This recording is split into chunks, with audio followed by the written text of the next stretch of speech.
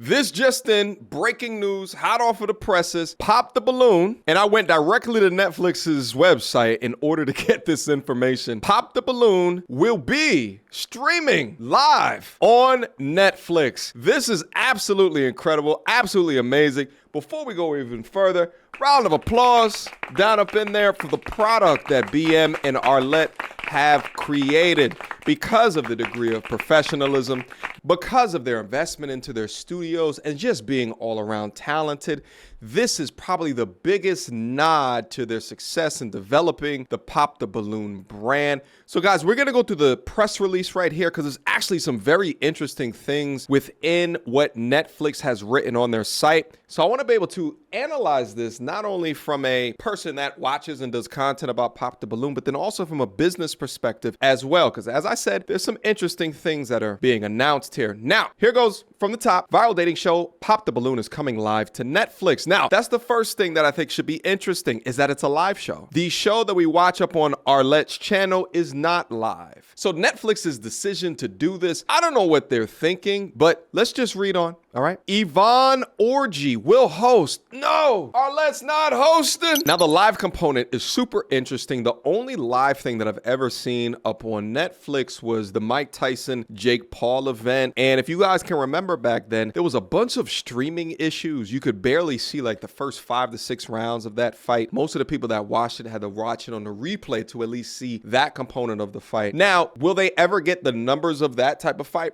Probably not, and I'm not saying that from a trying to shit on them perspective, but that's just the reality. So hopefully from a streaming perspective, there are not going to be technology issues. Hopefully Netflix has staffed up their infrastructure in a way in order to not run into any issues. Nevertheless, let's keep going. Yvonne Orji will host the new iteration of the series, executive produced by BM and Arlette Amuli. No, say it ain't so. I thought it was going to be Arlette up there, baby. But I guess it makes a degree of sense because Arlette's show, again, is not live. So maybe they thought that they had to get someone else in order to conduct it in a live fashion. And I actually don't know who this person is, but we'll take a look at this person here in a quick second. Beginning April 10th, that's like a couple of days from now. Beginning April 10th, Netflix will stream a reimagined version of the beloved internet series Pop the Balloon. Pop the Balloon Live is the same show fans know and love, but with even higher stakes, fresh twists, and celebrity surprises, all unfolding in real time. I really wonder to what degree BM and Arlette are involved in executive producing, right? Like, are they just trying to pay respect to the content creators that blew up this version of Pop the Balloon, or are they in there really recommending things and they're getting paid for their recommendations a substantial amount in order to give respect to what they have created? Nevertheless, let's keep going. For those who are just now popping in, Pop the Balloon is a speed dating style online show created by BM and Arlette Amuli. I actually think that's not correct. BM and Arlette were not the first ones to iterate off of the Pop the Balloon thing. There's actually this African, I forget her name. There's an African young lady that I saw a year before Arlette and BM posted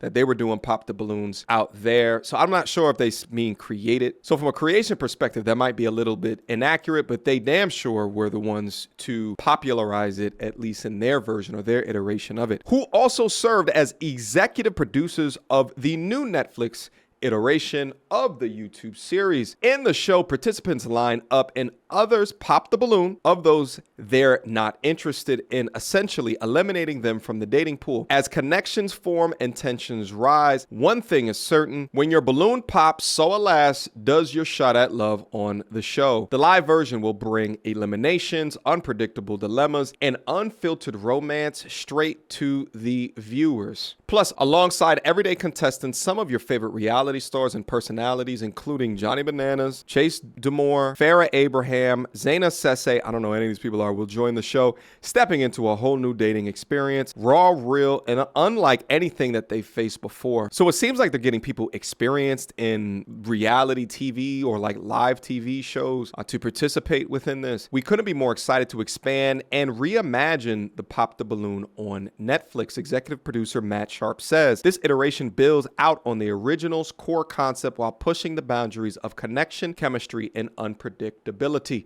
Now, here's the thing. He says these things as a press release, but do understand that from a competition perspective, they're trying to create a better product to divert eyes from the Wednesday showing on our Let's channel of Pop the Balloon versus this new reimagined showing. Now, what I did notice is that out of respect, it's not on the same day. They're going to be posting it on Thursdays at 8 p.m. as opposed to Wednesdays during the middle of the day. Pop the Balloon Line is also executive produced by all of these people. We're thrilled to see Pop the Balloon take a new life on Netflix. BM and Amuli tell Tudum from day one, we've kept love and fun at the heart of the show, and watching it evolve and soar beyond our wildest dreams has truly been exciting. As new executive producers, we're proud to support this next chapter and can't wait for both new and longtime fans to experience it. I wonder if this is going to affect the normal Pop the Balloon, right? If they're working actively as executive producers, it might take time away from what they've already created. And here's the thing, from a business perspective, depending upon their roles and the contracts that they sign with Netflix,